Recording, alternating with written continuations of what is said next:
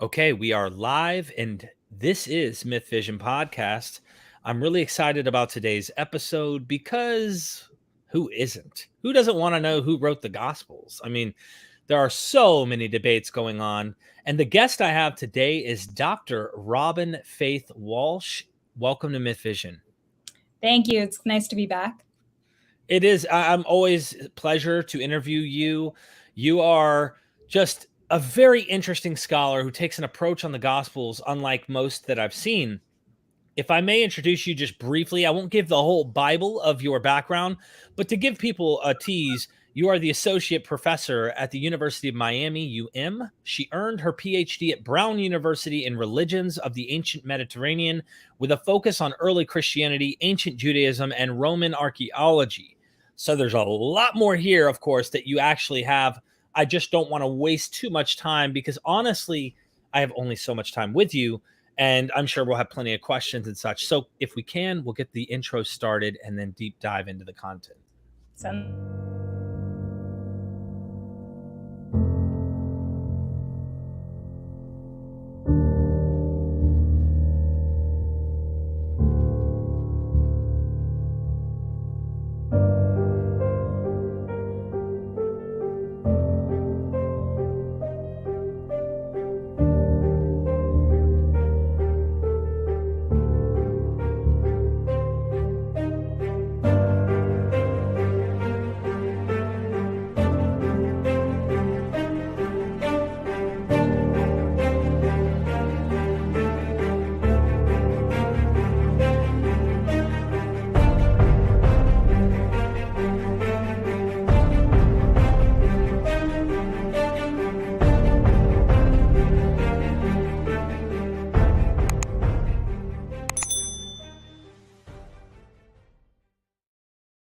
We are MythVision. Welcome back. Dr. Walsh, did you notice anything about that intro? Well, it's different from the last one. There were no dragons. I almost want to tease you again here. You're in it. I noticed. I was under Goodacre. I looked. No, even better. Even better.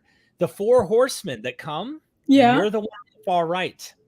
I'm a horseman? You are a horseman. You earned it. I have Elaine Pagels is on one side, and you're on the other, and then I have Dr. Robyn Price and Dennis R. McDonald. Okay, so I've now reached the pinnacle of my career. That's it. That's the top. You can retire now. Yeah, I got my second act. I almost want to play it just to show you that one part real quick. Let's do it one more time real quick. Here we go.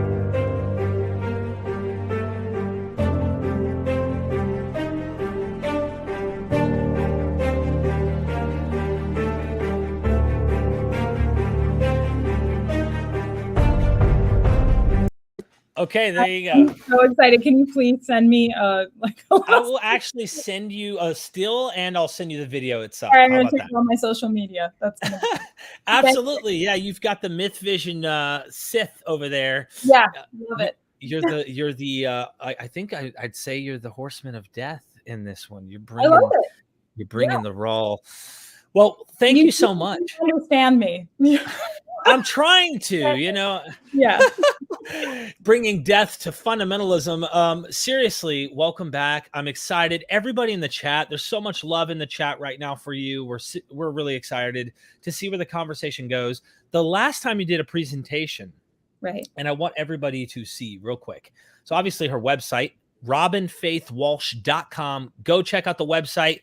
Get her book. This is the groundbreaking, I'm going to really blow your mind book that's going to talk about really the gospel authors. It takes a new approach that, unlike what you typically hear, that is a traditional approach. I think you would call that the Romanticism approach that we typically see in scholarship.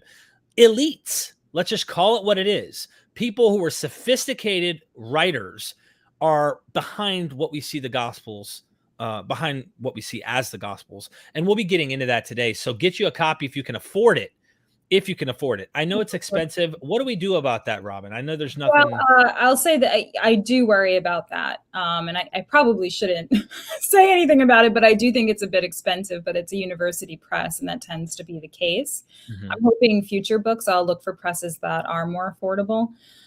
So I can tell you that when I sign the contract, at some point it will go into paperback if it sells a certain number of copies. So hopefully, this kind of price, I think, the more I understand about publishing, is designed for libraries to purchase it and to put it on their shelves where they have more funds. And so if that happens, enough books sell to libraries and that sort of thing, and to academics who maybe have some funding to supplement this kind of thing, it will eventually go paperback. And I hope that will be more. So my recommendation for those who don't have the income to afford it, I understand, go to the local library, recommend it. If they don't have it, they will get it. They'll purchase it, and they will make sure you get a copy.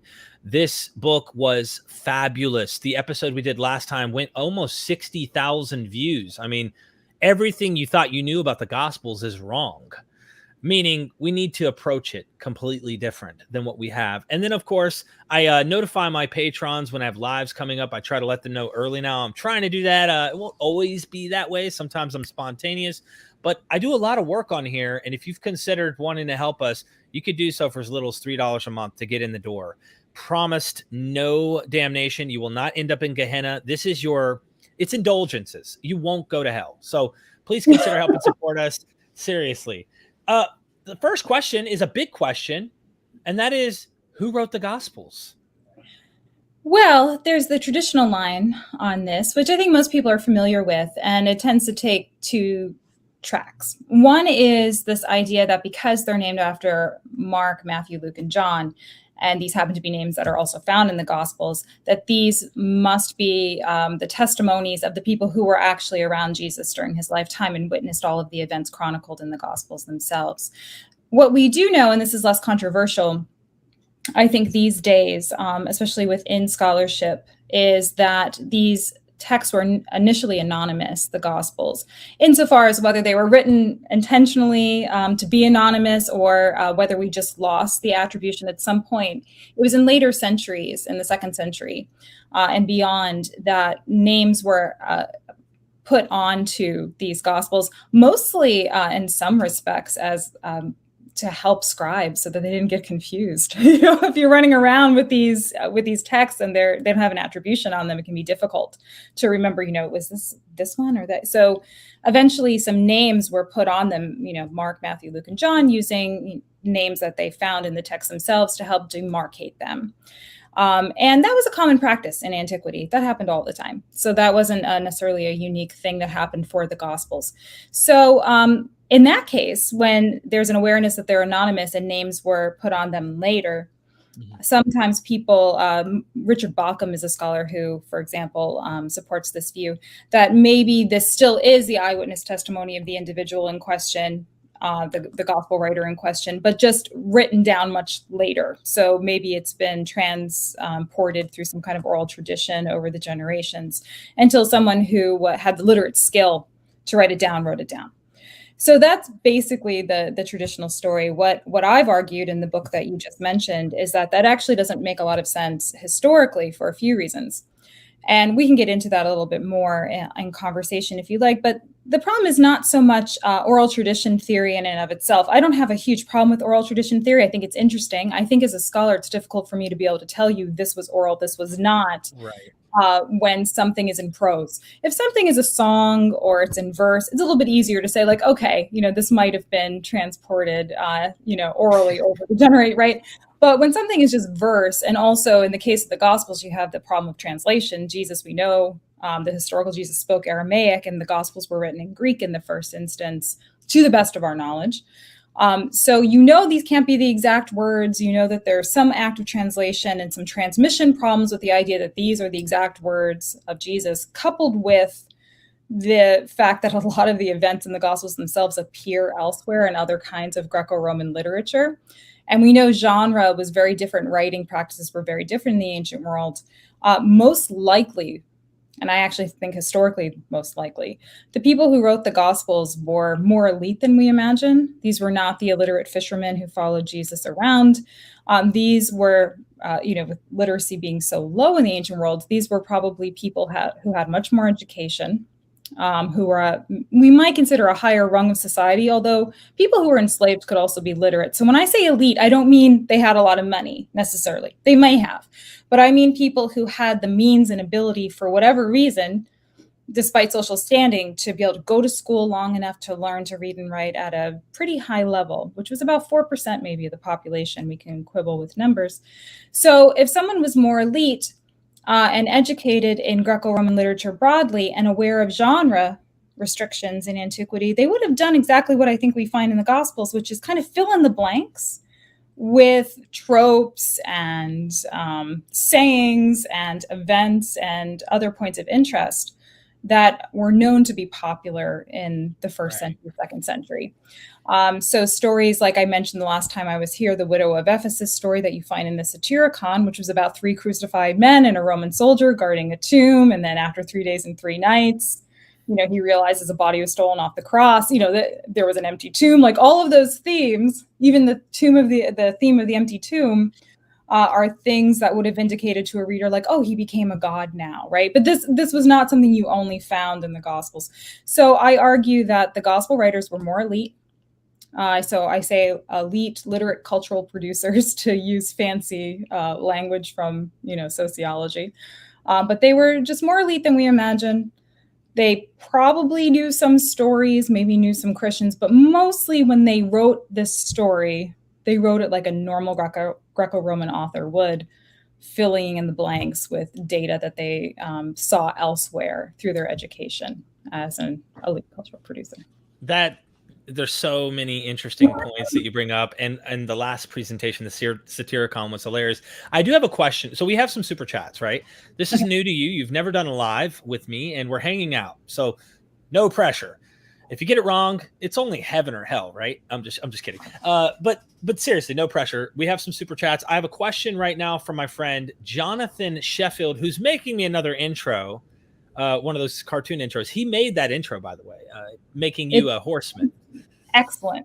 Yeah. So my buddy Jonathan Sheffield, in the vein of what we just said, he says, I said, question from a friend.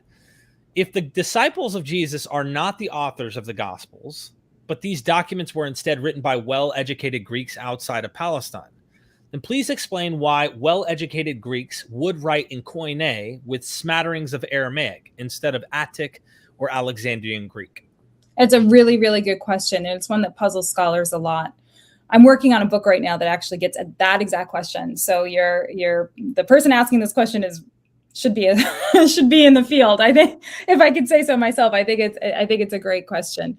There is a rising class of literature in the imperial period that right now I tend to think is actually a little bit in response to the fact that the empire is established. And so things like trade are more possible. And even though you can't quite say there's a middle class in antiquity, there's definitely what I might call an aspirational class. So these would be people who aren't part of the native aristocracy. So say they're not Roman senators and they're not going to inherit like a title, right? And have like a big estate that's like established for themselves. But maybe they're like a merchant in Ostia who they're doing well in like the fish paste trade or something like that. And so they want to engage in the kind of activities that they see as representative of the more economically elite. So things like literate practices, but there's a ceiling there because a Roman senator is not going to hobnob with somebody who's an uneducated but like wealthy merchant necessarily. But that person might say send their son to school to become educated, and that person may reach a certain level of what's called paideia, ancient education. Or they might want to say, like we can produce our own literature. We don't need to do this high classicizing style that's representative of these elites, who don't let us traverse that kind of social gap. Mm-hmm. And so what we see in the 1st and 2nd century, there's a scholar named David Constant, who's a classicist, who's written about this, and he calls it the active reader. And so he says that there's an active reader, particularly in the 2nd century. And we know that these active readers existed because things like the ancient Greek novels are starting to be written in a very similar way. So you do have this new Koine presentation of different kinds of literature. And it even included things like cookbooks and stuff like that you didn't quite see before. But there's clearly a class of people who are, you might not call them literate. Not all of them are highly literate, but they're interested in literate practices. They're interested in engaging in these things and producing literature, but either by means, they can't quite get to the level of a Virgil or something not Virgil, but they can't write Homeric Greek, but they can try their hand at something that's more familiar to them, something like Koine, and it's going to travel a lot easier around the ancient world in some ways, because it's going to be a little bit more accessible, which is why I think someone like Paul, that's his go-to, right? I know he's not writing literature, but when he writes his letters, he's just writing in Koine as well. So I think that you have a little bit of evidence there of what I would call an aspirational class. And so for various reasons, they're embracing that kind of, you might call it dialect in Greek, to communicate stories that are not part of what that truly elite class is interested in at that time. Interesting. Thank you for that. I really appreciate it. So now we're going to get into some super chats. These are the questions from the common folk. These are not quite the Virgils, but some of them might sound like the Virgils, and then some of them might be just below that. Very rarely do we find fishermen who are commenting in the super chats. So just so you're aware, you might see a different level of question caliber, if you will. And I ask that anyone who is sending in a question or a super chat be respectful. I won't tolerate anything rude or anything like that. Just a heads up. Anyway, Doc Pleuromonot, thank you for the super chat, my friend. Could it be that Mark avoided theoretical text status and survived because it was a familiar, good, short, and folky story that's easily transmitted orally to diverse groups even after committed to writing? So yes, sure. I think that that's definitely one possibility. I have to say, I just want to be careful in anything that I propose here. It's just really just kind of a theory that is an educated theory, but one that, I'm often still just testing out myself. That's the interesting thing about the field, because, so many of us have different theses about what could be going on. And I think that that's quite possible. The thing with Mark, though, two things. One is that I think we've lost a little bit, and maybe this is clearer when you translate it from the Greek, but maybe this particular person knows Greek. There's a lot of, I would almost call it, I think I might have even said this to you before, Twilight Zone aspects to the Gospel of Mark. Because if you notice, I think even in the English, it's always like he's here, and then he's here, and he's here, and then he's here. And the way that it's presented in Greek in the text is and immediately, and immediately, and immediately. Ah, he likes that. Yeah. Yeah. And so I think that on one hand, you could say like, yeah, sure, oral tradition, these are markers, the and immediately. I actually read it more like, again, like picture the Twilight Zone music. Nobody knows who he is, and then he's here, and then he's here, and then he's here, right? So it's very mysterious. And even the original ending of the gospel was, and then people were afraid and they ran away and they didn't say anything about it. So the whole thing is kind of cloaked in mystery in a way that makes me feel like that's not a really great foundational story for the explanation of how Christianity then exploded around the empire. If like nobody knows who he is and nobody wants to talk about it and everybody's scared and nobody, it's not the best premise, right? Just so you know, I'm writing an article. I'm using it's going to be in Bart Ehrman's blog. I'm excited about it because I don't ever write, but I took some time on this, and it pretty much saying like everyone should be doubting Thomas is the whole goal, to get like Christians who are so confident to like lower your confidence level based on the Bible. I don't have to go outside of it and like showing you like they didn't even know who he was in Mark. And I kind of took this guess. I mean, this is really a speculative, I think, scholarly position to think about, is that Mark doesn't have the 12 ever get an appearance. What does it take to be an apostle, an appearance of the risen Lord? And I wonder if this is a jab toward like a Pauline side saying, whoever they were, it doesn't matter to me. I know I'm an apostle. And he's attacking other people. And I wonder if the non-appearance to the 12 is kind of a way of Mark saying they didn't get it, but don't worry, Paul did, or something like it. So that was going to be my second point, is I do think whoever wrote Mark has read some of the letters of Paul, because another thing that gets a little bit lost in that text is that, we read miracle stories like what happens in Mark 5 with, say, the healing of the hemorrhaging woman, and some of the other, so-called miracles or wonder workings that he does. And we just think, yeah, miracle, the Spirit can, yeah, short out of his cloak. Sure. But if you actually look in the Greek and look at the terms being used, those are similar terms to what Paul uses. They're technical, philosophical, often Greco-Roman philosophy terms, trying to explain moral psychology, trying to explain physics, like what we would call kind of a proto-physical idea of how the world works. And so I don't think the way that, say, Spirit in the text, the word in Greek is pneuma, but you can just call it pneuma. So the word in Greek is one that has all kinds of meaning that is like the best science of its day, essentially. And so I don't think you can read Mark without, whether or not he read Paul, he's imbued in the same kind of philosophy. Again, something we've lost a little bit in translation.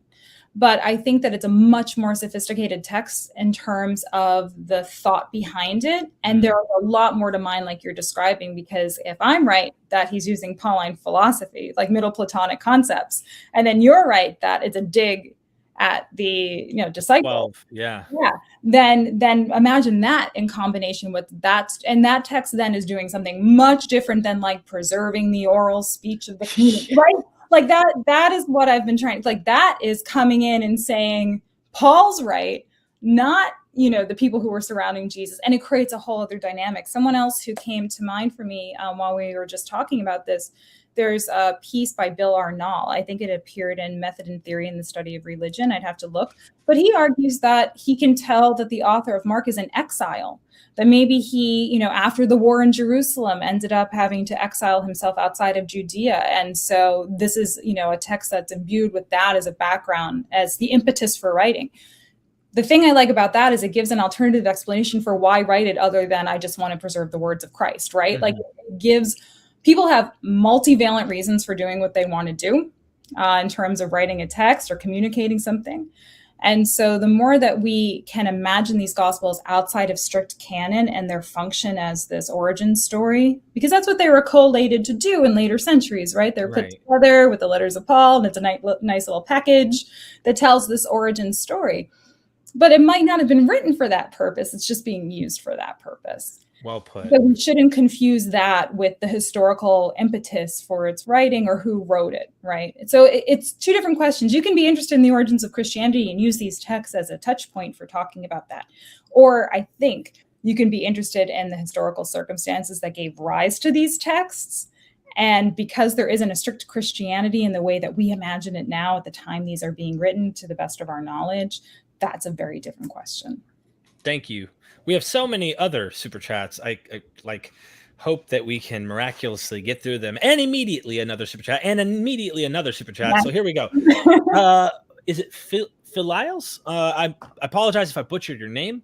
Apologists say the Gospels contain place and people's names that are contemporary to Jesus. Therefore, we can trust their reliability. Comments? Actually, I have a different view of this, which is I wish someone would write more about this. And it's something like in my, list that I keep in my head, like a folder somewhere of like topics I want to look at someday. There have been arguments that, how like Luke begins with this, my dear Theophilus, yes. Like writing disorderly account, right? Then that some of the name dropping in the Gospels are actually people paying for these things to be written, or like, like patrons or like friends of the person who's writing it. So you might kind of drop in a name to like give a cameo to a friend of yours. And so that a contemporary friend of the author, not someone from antiquity. Now, so that's one thing to just kind of consider as a possibility. But the other thing is like, yeah, sure, there might have been some knowledge of people who were around Jesus. And if you want to give, authority, credibility to your account, you might drop those names in. The problem is with the passage of time, it would be difficult to, anybody who's reading these from the late first century, second century, there's no longer, I think, a strong touchstone to whatever. It's more of a debate at that time, like Dr. Litwood talks about, Dr. David Litwood would talk about. There's this debate pretty much kind of like what my buddy Neil, we'll get to a super chat. I saw he dropped one as well, where the Gospel of Mary makes Mary the one. And in fact, it almost indicates she's the only one who received a vision. No one else did.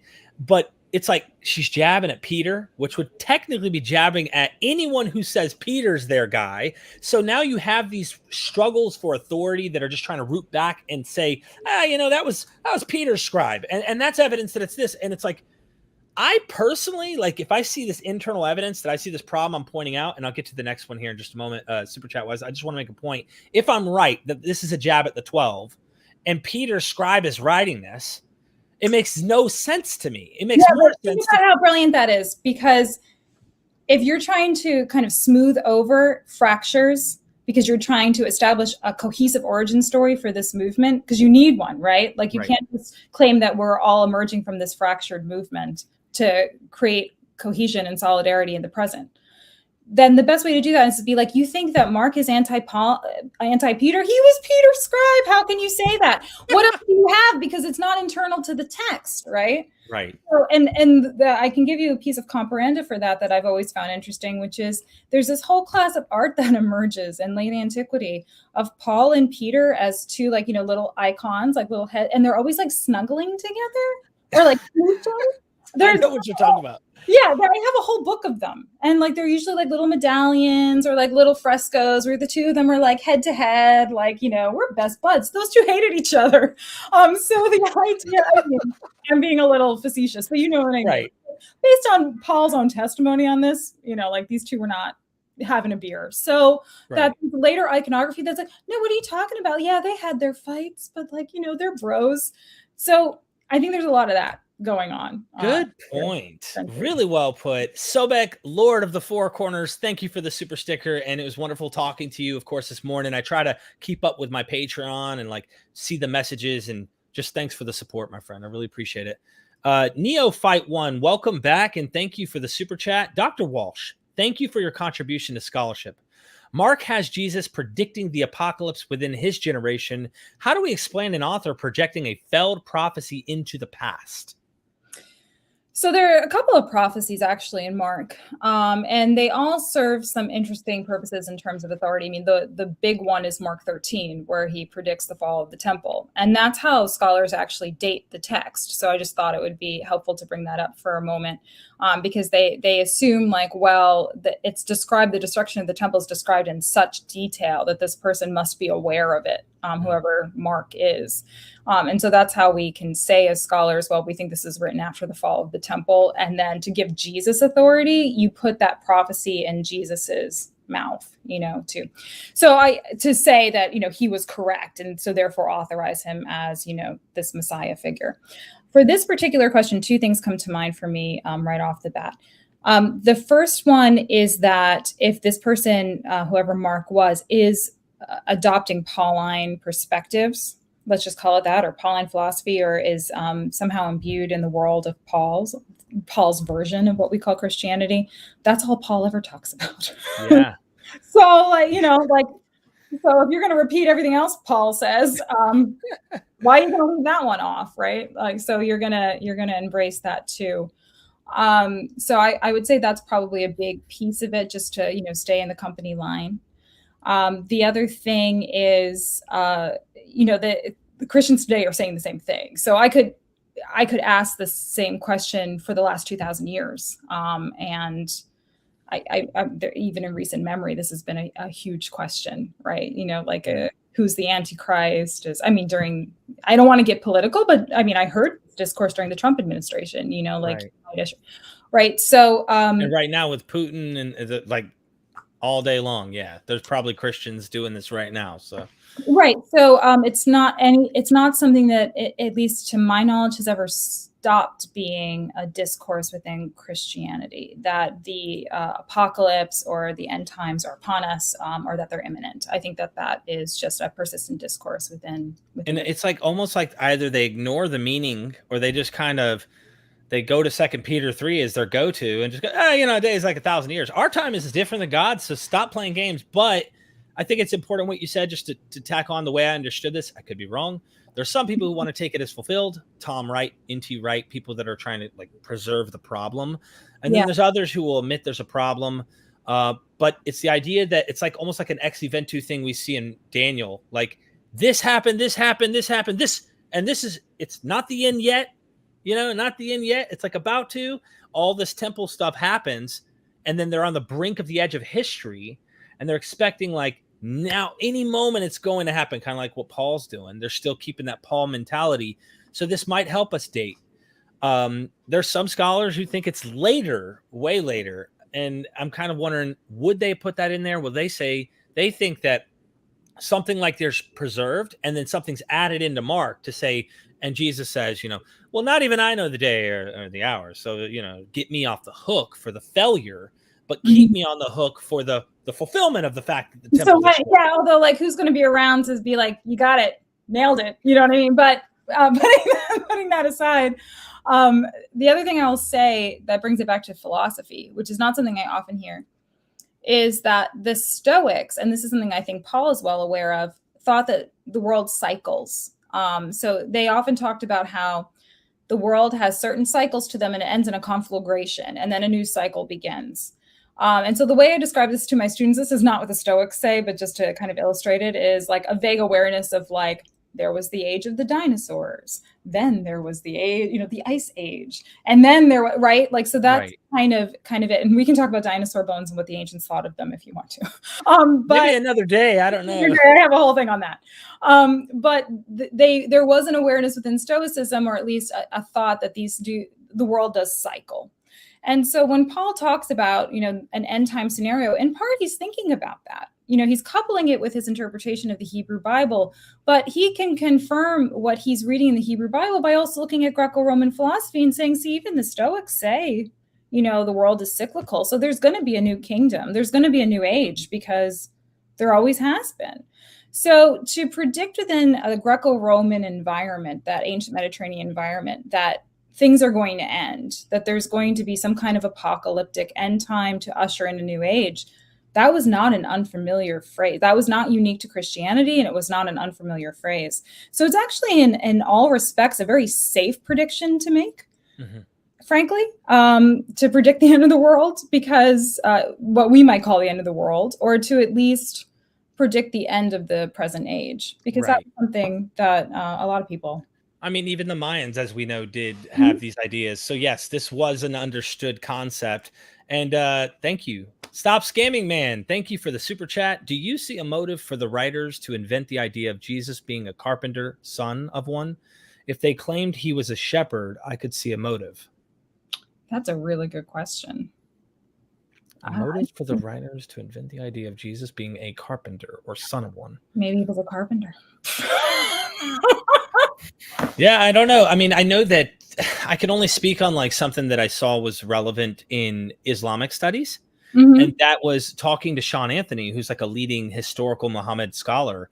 And he said that there's this debate going on in the early biography material of, was he a merchant, Muhammad, or a shepherd?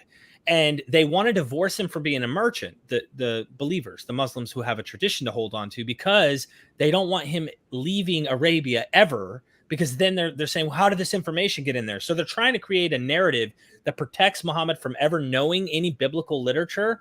Hence, where did the Quran get these ideas from? Oh, Gabriel, directly from an angel. So the point he was pointing out is, was he a shepherd or was he a merchant? The reason that they would want to point in the direction of being a shepherd is, look at the prophets.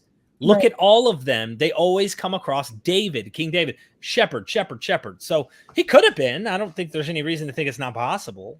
But yeah, and also, I have to go back and look. I don't know if that's relevant to carpenter, though. It just occurs to me, and I wish this is, I'll fully admit that I don't have this information on the tip of my fingers at the moment, but I'd have to go back and look at where we get the idea he's a carpenter from.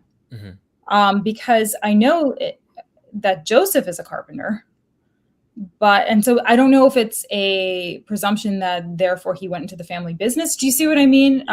Yeah. So I'd have to look into that. Well, thank you so much. Top of my head. Stop Scamming Man. Thanks a lot. I appreciate it. Neo Fight One. Thank you for the super chat again. I'm still awaiting your book to arrive, but does your model account for the Gospels evolving over several decades? Yeah, so this is the thing. It's hard to say, right? How they were actually put together. And this is I think, the biggest issue in the field of New Testament. which is that the earliest copies we have of these manuscripts are incredibly old. I think, there's some debate about some, scraps that are from the 2nd century that were found in, say, Oxyrhynchus or something, in a trash heap somewhere.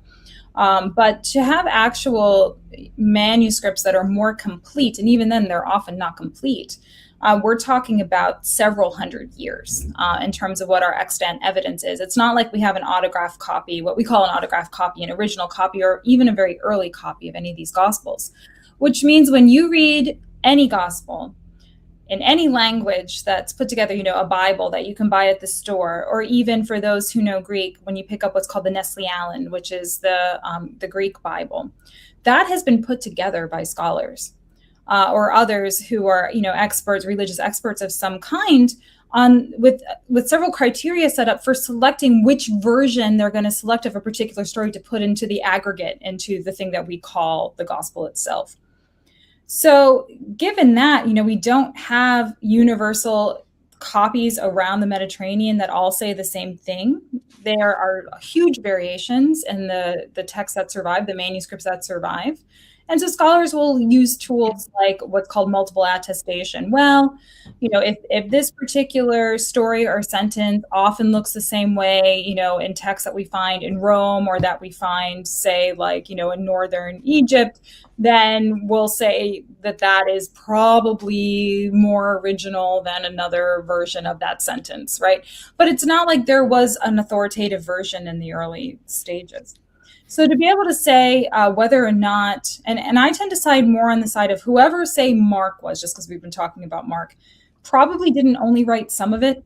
He probably wrote the whole thing, and it may have taken him some time, but I think whatever circulated was published, in its initial form, was more or less a complete version of some version of that story, but we may not have that version now. So whatever I'm talking about in terms of gospel, the text, I have to make some presumptions in order to function within those parameters. And they include things like, okay, I'm going to assume a cohesive text of some kind circulated, and it was written at one time, right? Mm-hmm. So something circulated in the first instance, was published in the first instance, that looked like something like Mark. But that doesn't mean that the Mark that's in our Bibles today is that same piece of literature. The one thing I take away from this all, because I really enjoy finding out that kind of material, it debunks my old worldview that I used to hold on to, that was such a strict, literal, everything is the word literally of God, and there's not a single error, that kind of right. It's so comforting to hear this. Like, why is everyone so confident? Like, where's your confidence coming from? Please lower your standards a bit and understand that this literature is written by humans. And anyway, yeah, it's just that confidence level. You have to be trained in it. I took one class on it when I was in graduate school. It's called the apparatus. When you open up the Greek New Testament, again, this thing called the Nestle-Aland, because of two guys named that. Yeah, it's yeah. a candy bar. Like Paul and Peter just kissing each other. Yeah. No, I'm just kidding. They put together what's generally considered an authoritative version of looking at all of these extant manuscripts and trying to put together, like, this is our best guess. Or our reasoned guess based on these, identified criteria for how we've aggregated together the scraps that we have from all these extant manuscripts into one cohesive manuscript. And if you look at the bottom in this apparatus, it looks like footnotes. Mm-hmm. There are all these, like, usually, manuscripts will have some kind of designation, like a P for papyri or something like that. So it'll be like P52, and like we use like these 5 texts that all basically said the same thing, but there was a variation in this one. And so you'll just have these footnotes that explain. And so, really, New Testament scholars, before they talk about those who have looked at my book, if anybody has or anybody does, will notice I don't get into the weeds of like, this particular line of this particular gospel means this, because for me to do that, I would have to chase, to my mind, it would be necessary for me to chase every manuscript that was used to put that line together, to figure out where they came from and make judgment. And that becomes a very different book, right? Like, for me to have to chase every single reference. So I tend to think about these books in terms of, okay, something circulated that was more or less what I'm talking about here. It had a story about Jesus. It had a beginning, middle, and end. Right. This is probably close to what was there. but on that, like, this adjective or that, or this preposition or that, I don't go there. Right. There's just no way for me to know, and I have trouble wasting my time. Yeah, you could go to Bart Ehrman, like go to someone who's like specifically a textual Brett critic. Nongbree has been doing that work. He was originally at Yale. Who? Brett Nongbree. He wrote a book called God's Library, where he gets into a little bit of this and the mythology around the discovery of these manuscripts, especially ones like Nag Hammadi that were found more recently. Mm-hmm. And oftentimes even the stories about how these manuscripts came into the possession of somebody or how they were found, there's a lot of mythology around that too. And he gets into that. It's a really interesting subject. And I think it's one that needs more attention in the field. Thank you. I really appreciate that. So yeah, thank you, Neophyte1, for that super chat. My buddy Neil, Gnostic Informant, we're going to have to get you, I got to get you interviewed by him. He's a huge fan of your work. And so obviously, look at what he says. The origins of early Christian literature, contextualizing the New Testament, changed the way I look at the origins of Christianity forever. Game changer. I got to hook you up with him. Oh, I would love to. I said there was one thing I wanted to say today, so let me use this as an opportunity to let me pop your book up next to you while you do this, just so people can see it. Okay, go ahead. Thank you. So the one thing I wanted to say today is that I know several people after my last talk emailed me, and some people, if it was quick, I was able to email back, but I've started a folder for the longer questions and people who sent me, invites and wanted to engage more. And I do intend to answer all of those. It's just I'm in the middle of a semester with a full teaching load and a gajillion students. So I haven't been able to, and a million committee meetings. So I just don't have the hours in the day. But I wanted to thank everybody who reached out the last time. It means a lot to me, and I do take it seriously. So even if you don't hear from me right away, it might take me some time. I really appreciate when I get this kind of feedback, especially when it's positive, but I'm glad that people are enjoying the book and I want to hear your thoughts. So don't hesitate. Just know it might take me a little while to get back to you. Let me defend you here for a second. Let me tell everybody the real skinny here. She's not. No, don't do it. Okay. So I host a channel, right? My whole intention is to learn from her. This is like, it's very transparent. Like, I offer to advertise academics' works because I love this stuff, and I know you do too. And so when she doesn't get back to me for months, okay, and I'm like offering like, hey, there's some free advertisement to really educate the general public and to like put your book out there, and I don't hear from you, I know you're busy. Trust me. So don't feel bad to the audience. I get shunned as well. I think that because before I, reached this level in academia, I used to be like, how long? You've got 5 minutes. Like, how long does it take to just write a quick email? So I used to think that. And so I think that's why I'm self-conscious about it, because I used to have like, bad thoughts about somebody who doesn't get right back to me too. But now that I'm on, like, I'm skipping a curriculum committee meeting right now to be here with you. And I had to forward 41 emails to the person who's taking my place. Right? Yeah, there's all sorts of stuff going on with that. We're not even getting into, but I don't think bad. No, I get it. This is what I do for a living. So I know when I don't hear from John J. Collins for 2 months, it's not he's ignoring me or he doesn't want anything. And that I'm saying to the audience, like, it is not ignoring because we just don't. Now, if you're an idiot and you're coming off as just rude or disrespectful, I'm gonna. What do you expect? I mean, So anyway, Neil, we're gonna hook it up, man. You got to interview her when she's available, of course. As you hear, she's very busy, but game changer. Your work is a game changer. Thank you. Thank you. Doc Pluralmanot, thank you for the super chat. Why wouldn't church fathers have attributed authorship of John to Lazarus, as he is redacting Luke to display Jesus' signs and miracles for a loved one to be raised from the dead? Oh, maybe it would have been a better story if he had. No, I'm kidding. I don't know. Like why they chose those terms is a really interesting, or the names that they did is a really interesting question. Especially because we have sort of become desensitized, right? We just go Mark, Matthew, Luke, and John. Like we just say it so fast. I'm not sure what all of the decisions that went behind it were, although in the case of names like Thomas and John, and we know the Gospel of Thomas was later found, could be that there was already something named Lazarus that was out there that we just no longer survives. Could be that there was another Gospel of John out there that it was trying to compete with and sort of overwrite. So that would be an interesting question to go back, roll the tape and figure out, like in context, do we have any evidence for competing discourses that you might choose John, not because it was the best, but because there was something else going on contextually that you had to deal with that made John the right choice? It makes me wonder. Yeah, there is that issue with Lazarus, but also I don't know why I keep coming back to this Mary thing. I wonder, you kind of wonder, is this the beloved disciple? Is it possible? Yeah, no, there was a big debate. I mean, I'm sure you've looked at the work of, Elaine Pagels has talked about this, Karen has talked about this. Even in the Gospel of Thomas, which I just mentioned, she's foregrounded in that text in a way that the others are not. So that brings the Gospel of Thomas resurrection idea, where it's like they're like, when will be the repose of the dead, and when's that going to come? And Jesus says, look around, you don't see it, but it's already happened. And that idea in John, Dr. Robert M. Price was recently on Neil, Gnostic Informant, the gentleman who really loves your work. He points out Jesus, she's is it Mary or Martha's crying, and then he's like, listen, she says, I know he'll be resurrected in the resurrection. He goes, I am the resurrection. That sounds Gnostic-y. That sounds like, so it makes me wonder if Mary plays a significant role in this, especially if he's crying at her, like she literally touches him in a way that he's weeping, even though he knows he's gonna resurrect him. You can't imagine he's crying because Lazarus is dead. It's this person, this Mary, probably. I don't know. Maybe I'm speculating. But what you're pointing out are what you're doing is exactly what I've been trying to point out, even with the book, which is these are normal authors who have lives, right.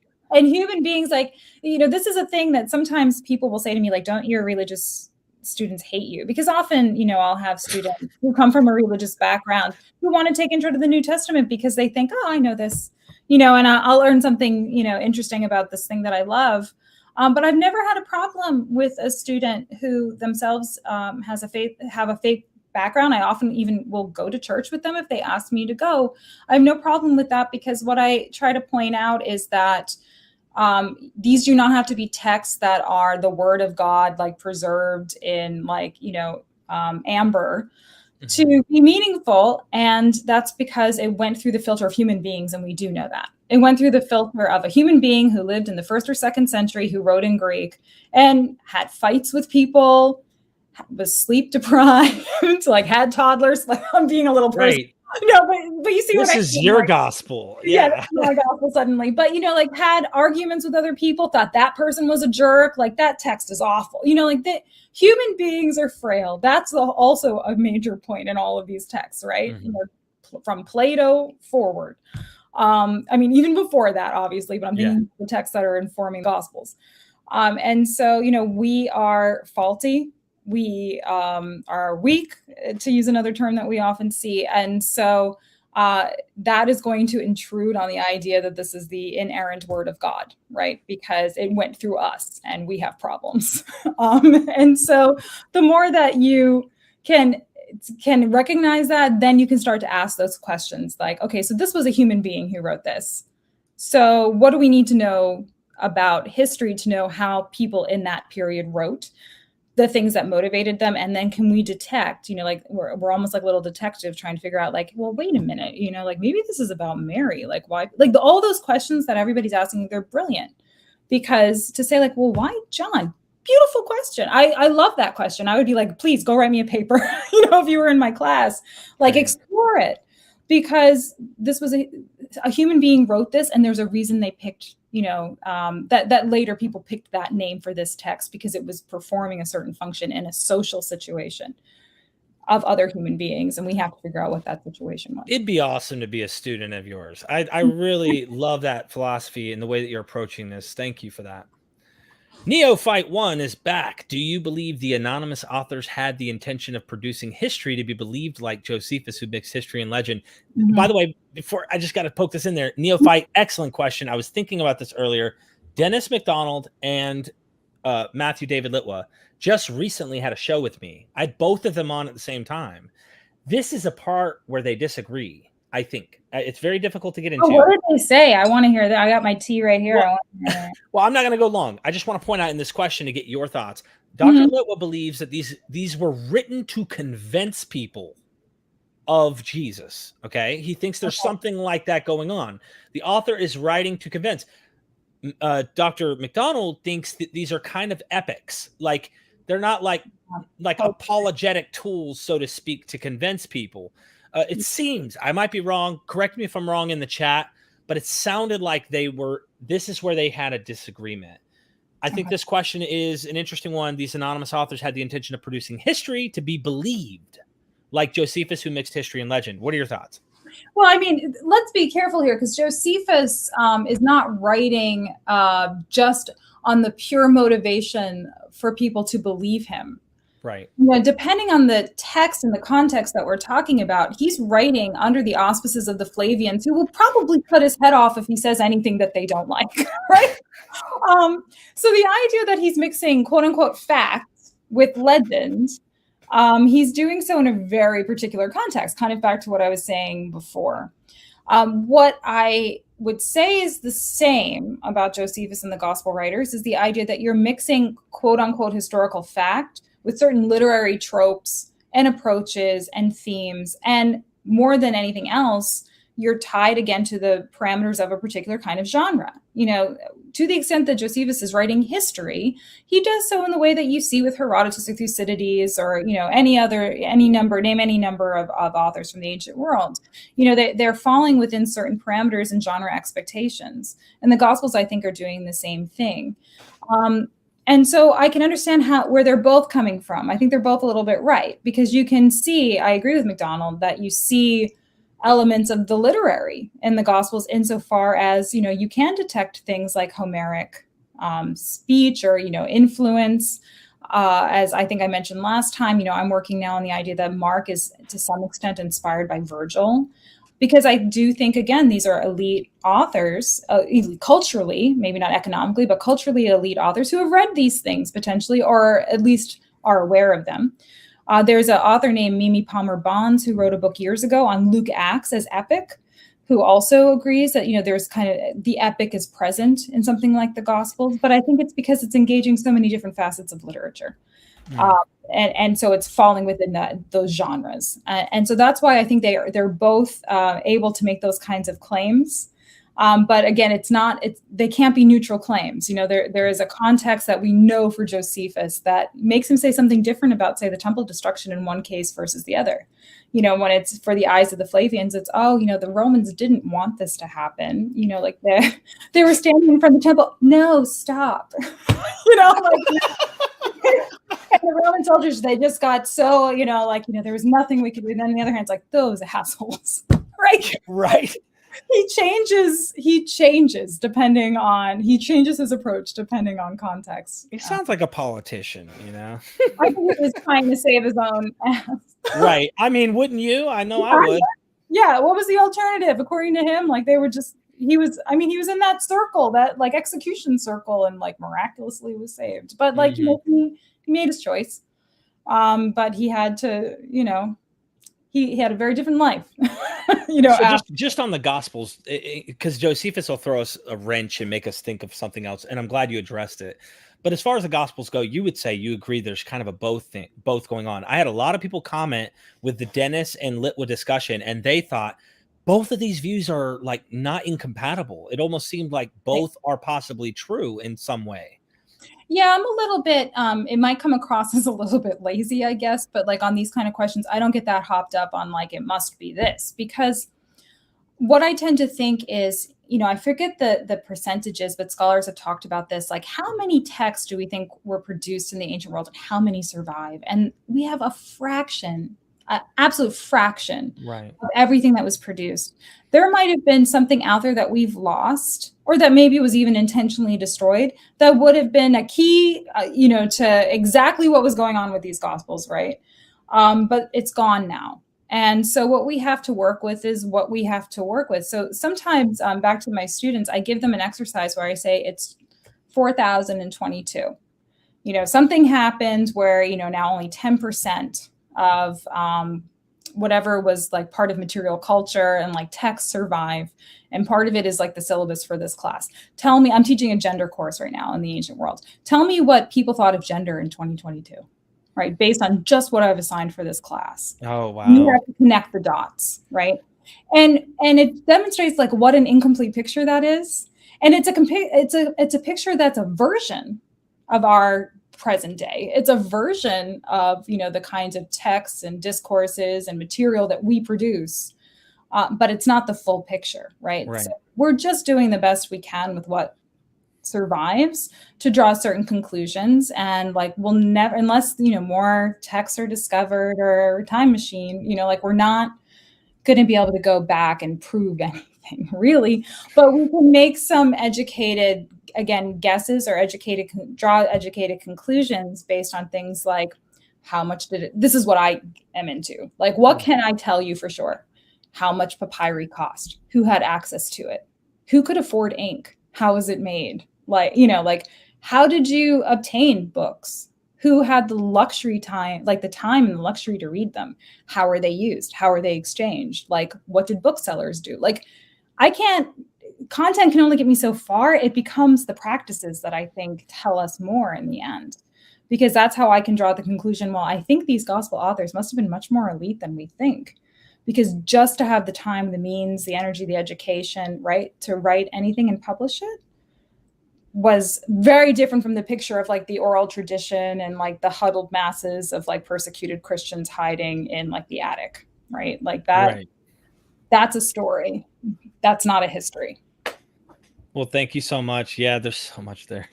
Scholar Vid, thank you for the super chat. He said, this woman burned a few brain cells of mine with the Star Wars versus Christianity analogy. Is it getting any traction in scholarship? I'm teaching that class right now, other than my gender class. I'm teaching Is Star Wars a Religion right now.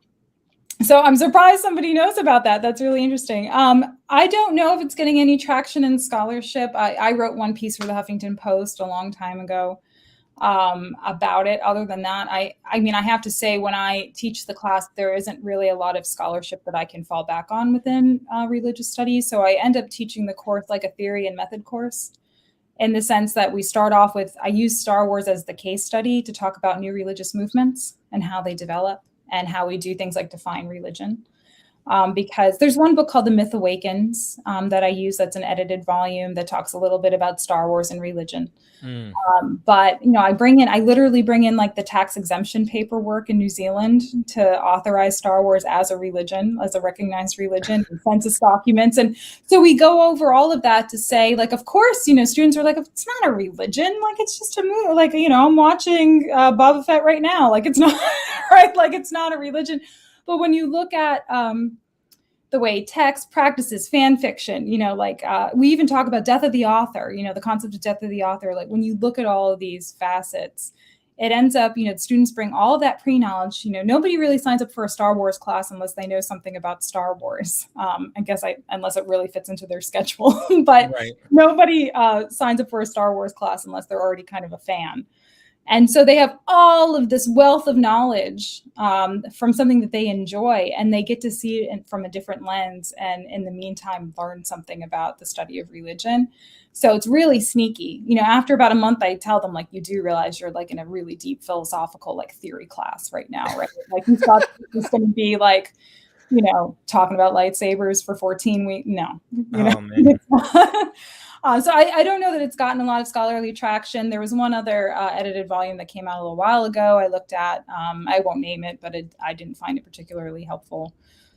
So maybe, when I'm done all of this heavy lifting with papyri and, koine and figuring out, economics and antiquity, I'll do an edited volume on Star Wars and religion. That would be awesome. I'm sure a lot of people would jump on that.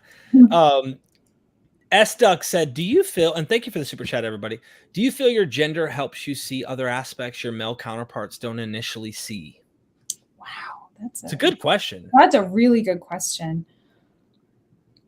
I'll say a couple of things. It's a delicate question too. So if I stumble a little bit, I'm just trying to be politic as much as I can. The field of New Testament is pretty young. The critical study of the New Testament is young relative to other fields, insofar as I would say there's only really maybe about 4 to 5, maybe now, generations of scholars. So I say in the book early on, one of my instructors at Harvard was a student of Bultmann. Oh, wow. Yeah, so I mean, like, we're talking only like 3 generations from like the OG dudes, like Oh, Germany, gee. who were, yeah. So that's not a lot of time. And I will say that this particular scholar that I'm referencing was a Lutheran minister. And many of the early scholars in this field, not all, there are exceptions, and I can talk about the 19th century, although it's not that interesting for a quick chat. But a lot of them did have faith-based interests in this material. And if they, and I shouldn't even use they necessarily, except I mean men. These were men who had positions of authority in the church, and in many cases, they were the only ones who could have that authority. And so there's a little bit of a feedback loop there, right? Like if you're standing on the pulpit on Sunday trying to use the canonical New Testament to tell stories about Christian history and use the cohesion that it suggests as an origin story for Christianity to draw conclusions about how to live one's present life, you're not going to then go in scholarship and dismantle all of that, right? Because on a very kind of practical level, then you're like, you're hurting your own brand, right? Like you're undermining your own career, never mind your own faith position.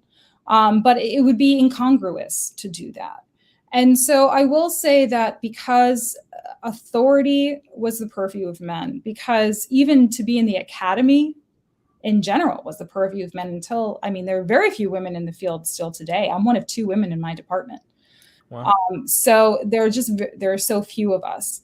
So I think that it has allowed, sometimes, you need the outsider to see patterns that maybe others don't see. And that's not to denigrate anybody, but to just say that if you've never been challenged because you've already been in that position of authority, whether it's authority as a man, authority as an academic, authority as a senior colleague in a department, authority as a senior scholar, authority as, a religious expert that in a field that's only available to men, then it's, again, just this feedback loop, right? Right. It takes outsiders, whether it's women or people of color or people from other underrepresented groups, to come in and say, like, why on earth have you perpetuated that? Right. Like, that makes no sense. Oh, well, because, my mentor, my Dr. Vater, like, that's what they always say, like my mentor, taught, like, okay, so your mentor taught you that, like some scholar, like Dusty Scholar taught you that, like in, 1930. So, right? Like, right. We've been doing some work over here in classics. We've been doing kind of figured a thing out since then. A couple things out over here in anthropology or like, other field or cognitive science. Like, do you ever realize like you're making the ancients sound like children that like, have no mind of their own? Like there's often that kind of discourse of like they were childlike, innocent, naive, just like, enjoying it. You see that all the time in the German scholarship. Wow. Of course, they perpetuated oral tradition because it was easier for them, because like they didn't live in like a literate world. So like they heard something, they just memorized it. Like since when have brains changed that fast, right? Like you can have devices to memorize something, but that's why I emphasize, poetry or lyric, sure. Prose, you're telling me that like, everybody wants the ancients to be this filter for everything they think, right? Yeah. Just like historical Jesus studies, you find the Jesus you want to find. Yeah, you find the revolutionary, you find the zealot, you find the feminist, you find any Jesus you want to find, you can find if you look hard enough. That's what I'm saying. Like, if they bring their package with them. So I guess you would say to that question in particular, though, right? When you say that there's something that you bring that you've seen that is overlooked maybe because of the gender thing? I definitely, because I'm a little bit less beholden to the authority of men, temperamentally, like I'll give credit to my parents for that. But, raised in more of a feminist mindset, I guess. Like I don't automatically take at face value what, like a male authority tells me. I'll say that. So I can remember being in this scholar that I mentioned, who was the student of Boltzmann, being in his classes. and, having to write down like this strategy that he had for saying that the word interpolation, like, that some of these texts had something intruded upon them, that there was like an original text, in this case, Paul, but somebody went into his letters and added this and that. And so he used to say, like, I can tell these things were interpolated this and this and this and this because Bultmann told me. And I would say, like, how does he know? Like, in my head, I'd be thinking, but what is the criteria? He's not explaining. How does he know this? And in the end, Paul just looked like Luther. And I'd like, but you're a Lutheran minister, right? Like, you just manipulated this ancient text, took out everything you don't like that's like not Lutheran, and made Paul a Lutheran because Bultmann told you to, right? Like, so I just remember so clearly, like, I remember where I was sitting in one of those lectures being like, so I got to replicate this to graduate. I know that, but this makes no sense. And so the rest of my career, so far being like, maybe I can prove it, maybe I can demonstrate it to myself, but I couldn't take that testimony at face value because I didn't see that kind of authority as definitive. If I could throw one question in the middle of these super chats, just to get your thoughts. Dr. Robert M. Price, he's a big fan. He's like one of the last standing, if you will, in the tradition of Dutch radicals. Would you say the Dutch radicals are kind of doing that, what you're describing here? Yeah. Like, okay, so are they trying to... I love that, Dutch radicals. I didn't know we were calling them that. I like it. Oh, you didn't know that? Yeah. They call it, well, because they went too far, according to some, or the majority will say they've dissected Paul to the point where there's almost, some of them will say nothing there. Like they're almost like, Paul didn't write any of this. There's nothing there. It's all like patchwork quilts, as Dr. Price will put it, of like later Christian tradition in Pauline schools that have compiled this literature. When I read it, right, maybe I'm not omniscient and I just don't see that, but I'm like, I'm not that critical. Like, I'm kind of a disciple, if you could say, of Dr. Price, but I am not. I tell him, like, I'm not a mythicist. He thinks there probably wasn't a Jesus based on the criteria we're looking at. I think there probably was, but I'm not going there. I'm just making the point, like, the Dutch radicals, are they in that Lutheran vein?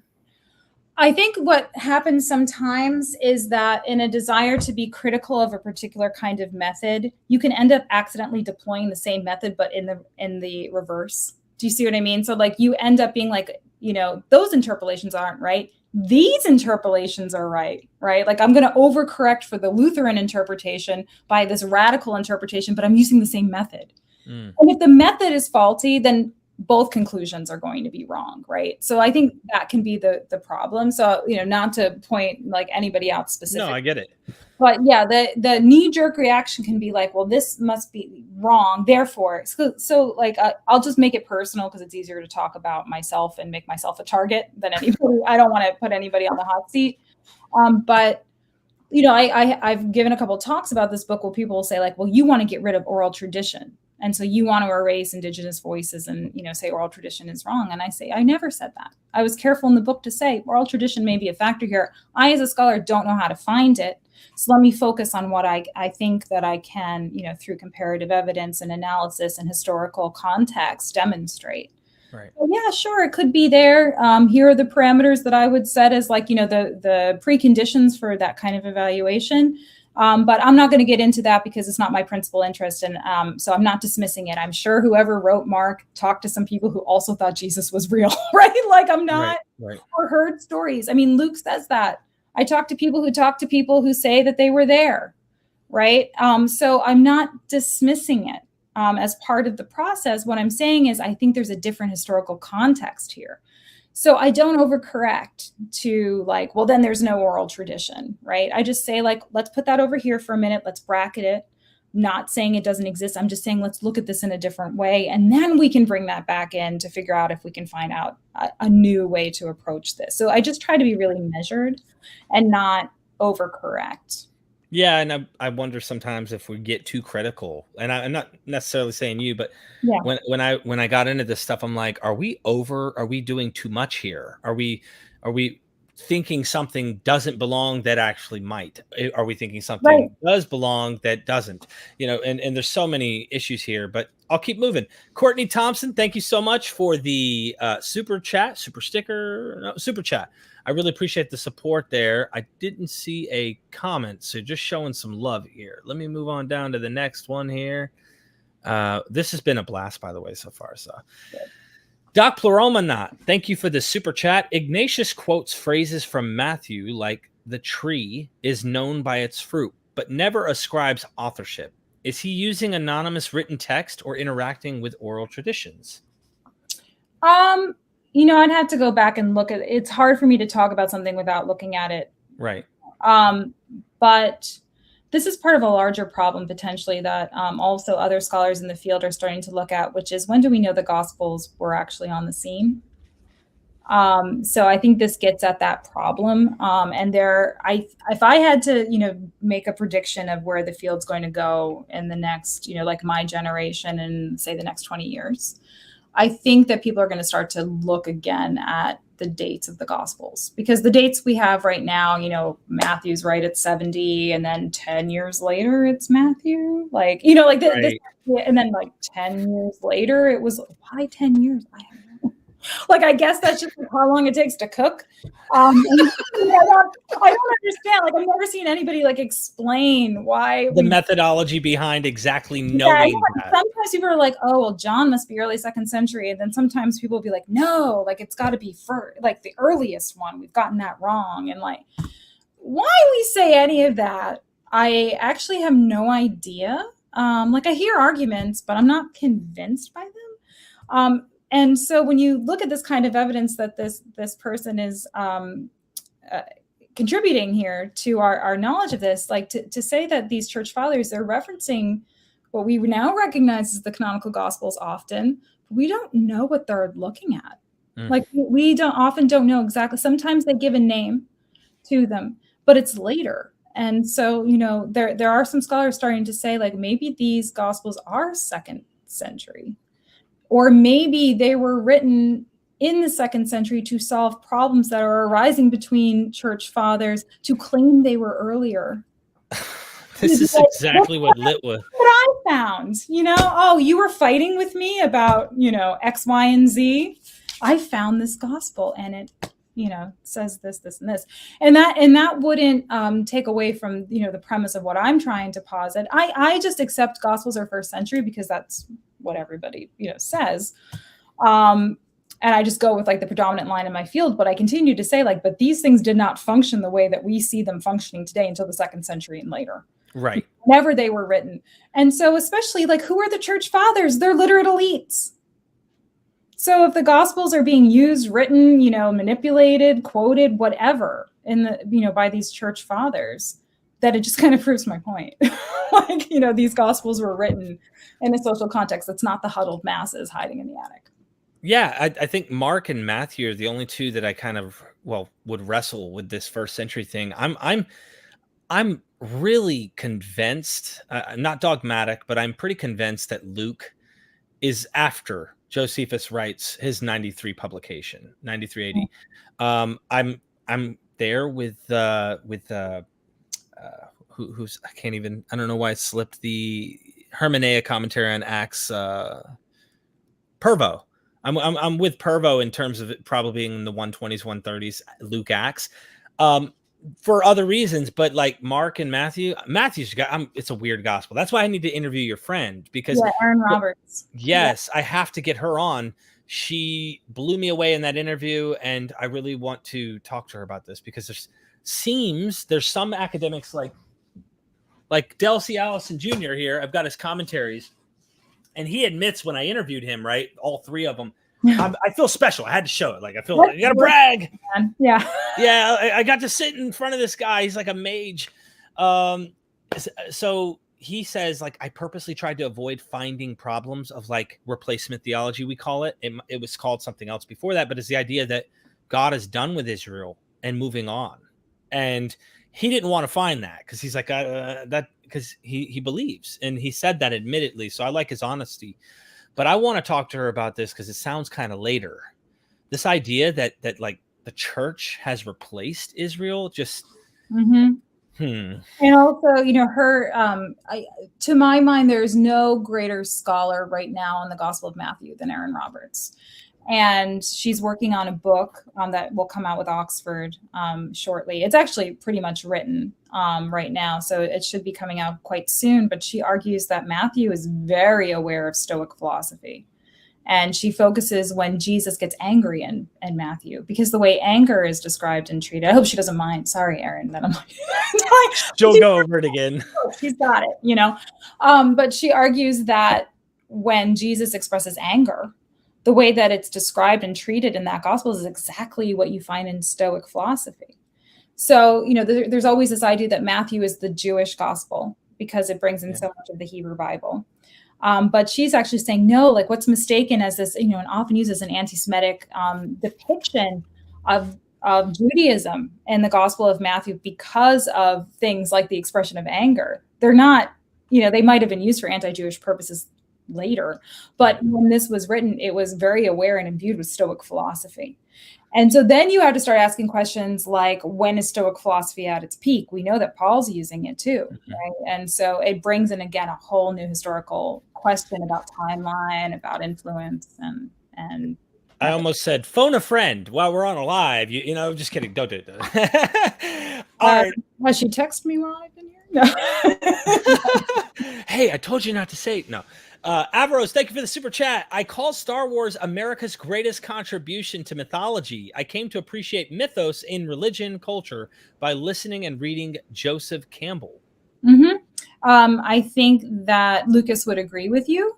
He one thing that we watch in my class on Star Wars is an interview that he did. He was given the Kennedy Center Honors one year, and he did an interview with the now canceled Charlie Rose. So I just, you know, want to premise that, you know, but it's still available.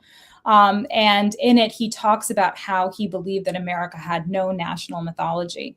And so his idea of what mythology is not the kind of description of mythology or religion that you would get from a scholar, right? He has very kind of pop culture understanding. But I think that, and he, you know, amalgamates a bunch of different ideas of like the ancients in a way that, like, you know, as a scholar, I'm like, oh, you know, like you can't do that. But I think that he does know the work of people like Joseph Campbell. Right. And is engaging in that kind of understanding of mythology. And so he often toggles between saying that he was trying to create a national mythology for America. And certainly there's a lot of, you know, like stormtroopers are clearly a reference to the Third Reich, you know, like all the imagery of there is from World War II. There's elements, you know, he always says I'm a 60s kid. So there are elements there of commenting on things like Vietnam. So you can see the political quite a bit in Star Wars. But as it concerns mythology, he also often talks about how he made the movie for children and this idea that children, you know, thrive off of mythology and mythological storytelling. So I completely agree that is probably one of the, if not the impetus other than, you know, artistic output for Lucas. It's one of the things he claims now. Of course, when you listen to Lucas now being like, oh, I had no idea it was going to be a big deal. Oh, like I'm an art house, like, he's got a little bit like he's high on his own supply. Either that, or he might like maybe I'm speculating here. I'm just throwing it out there. Can you imagine someone trying to pretend that it was almost divine, that it came to be? Like, I didn't know it was going to become what it is, but I had no idea. It was just a Western in space. You know, but like, isn't like the first? And here's my $4 billion. Like, oh, yeah, that all went out. Boom. I was thinking of The Wizard of Oz too. That like has a lot of political indications in that film, of course. And 1939 I also teach a history of film class, you know, religion and film. And 1939 when Wizard of Oz came out, like the women came out that year, Gone with the Wind came out that year. There's a lot going on in 1939 reflecting. You could do a whole book, I think, on just that year in film and the story that America was telling itself, particularly, you know, with the specter of what would, you know, World War II, about their own national mythology. And so Star Wars then emerges at another rupture point in the 20th century that I think is interesting. And in a period, too, where you could make a movie like that. You can't quite make, you know, the same kind of radical art house film anymore, given, you know, the stranglehold Marvel has on. Anyway, that's another. Right. Put me on for the film interview sometime, but we definitely need to. Yeah. All right. Averos is back. Thank you for the 20, my friend. Epirosis was a cosmic event, but Marx Olivet discourse. and Old Testament reference to Isaiah 13:10, etc., is strictly local, destruction of Jerusalem, and the same in Marcion's Gospel of Lord underlying Luke. Was Mark's eschaton local? Well, I mean, the article that I referenced earlier, Bill Arnall, would say no, because the problem is, when do we think these things are being written? And so, if I understand the question correctly, this is going to be a worldwide event, whether or not, something like Jerusalem itself is the focal point of this particular author's imagination is kind of a literary question, more so than one that I can necessarily say anything about historical reality. But I would recommend that the viewers look up Bill Arnall's article on exile and displacement in Mark, because I think it would go a long way to answering this kind of question, at least in the eyes of one scholar. Yeah, thank you. Appreciate that, Avros. And this has been a conversation he's had with me in Messenger, actually, on Facebook. And just trying to pin it down. Is it just local? Because if it's just local, then it didn't fail, right? Because this idea, or is it universal? If it's universal in some sense, how did it okay, let's go back to Paul. For Paul, it's universal, right? Right. Or if Mark's inspired by Paul, right? So it becomes, a question. Right. But then I'm, there are a few things that I'm predicating that answer on, that Mark's Pauline, etc. But, to the extent that that text is reflecting anything that this author holds in reality, certainly the destruction of the temple in Jerusalem would have demonstrated that it wasn't a local event in and of itself, right? So, yeah. Thank you so much. Mr. Monster says, and this is in the vein of your work, how far back do we know when the first Gospels were being preached in churches? Were they being preached as soon as they were written or much later? And just before you answer that, I want to let everybody know we're wrapping up here in 9 minutes. I cannot keep her too long. And the reason why is I want her to come back. And she has a family and she has a lot going on. I have a Phi Beta Kappa meeting at 1. So I have a committee meeting. So I knew that. That's why I was... and I had to actually drive there, so I'll have to wrap it up. Okay, so a couple things. So the word gospel, the good news, right? That the word gospel in Greek, it's good news, and we give it the term gospel. Even Paul talks about having a gospel. So in terms of gospels being first, quote unquote, preached within some kind of setting we might call a church setting or some kind of community setting, Paul's talking about that. We don't know or think, it's unclear what his gospel was. And it might have just been, he doesn't seem to care too much about the historical Jesus the way that we do later, but who knows what he was talking about. So in terms of the good news, we do have testimony from Paul, just to be clear, that he's doing that in the quote unquote communities that he's talking to early on. If I assume what the question is asking are, these 4 canonical gospels that we've been talking about in the New Testament. So the question asked, were they, written and then immediately preached to churches? I'm not convinced that was the context of their writing. I think that there's a lot going on in those texts that would be interesting to people outside of a Christian church context. And so it's possible that they were written not for a community, but like any other kind of writing in the ancient world for a broader consumption. If they were then picked up by a particular community and then used within that context for what we might call religious purposes of being read out loud and sermons being given and that kind of thing, that's kind of a different question. And then you would go to the church fathers to try to locate who's the first one who says that this is being, preached in this context, right? So then I would say go to the 2nd century. Thank you so much for that. 2 more here. Bolt Hazard, thank you for the super chat. Do you know Jonathan, is it Pegu? I don't know. And the Symbolic World channel? Mm-mm. No.